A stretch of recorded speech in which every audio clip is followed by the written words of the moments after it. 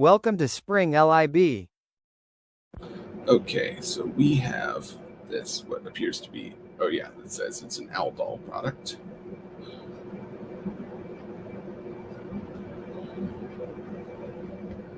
And what we need to do is determine then what possible carbonyl electrophile and enolate nucleophile could have come together to give this aldol.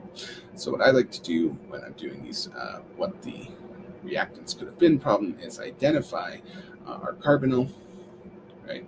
And then I like to mark from the carbonyl carbon where the alpha carbons are. Okay, and then I know that the bond from the alpha carbon to whichever carbon bears the hydroxyl is going to be what our new bond that was created was. That is, if this is the carbon that bears the hydroxyl, then the bond between that carbon and one of our alpha carbons will be the new bond that we generated. So we can basically consider breaking this bond and then take each half on either side of that bond on its own terms. So what carbonyl would correspond to a carbon with a single bond to an OH and two hydrogens, right?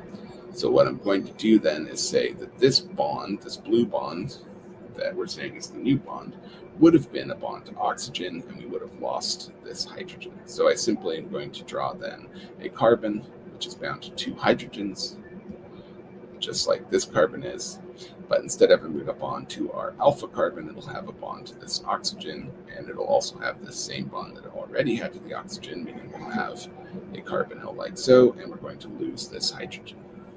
You'll see where that hydrogen sort of came from in the next step when we consider the right hand half of the molecule. Now, so now what I'm going to do is completely redraw the carbonyl side with its alpha carbons, and instead of drawing a double bond to oxygen, I'm going to redraw it with a single bond to oxygen. Because what we've been asked to draw is the enolate nucleophile that attached to this carbonyl electrophile. And so what we do is draw a double bond between the alpha and carbonyl carbons corresponding to the alpha carbon that formed the new bond, and then put a negative charge on oxygen. So it's really formulaic in that sense, and this is exactly then the answer to the problem. So if you can sort of follow that formula, identify the alpha carbons, find the alpha carbon that's bound to a carbon with a bond to an OH, and go backwards from there, and that's what you need to draw.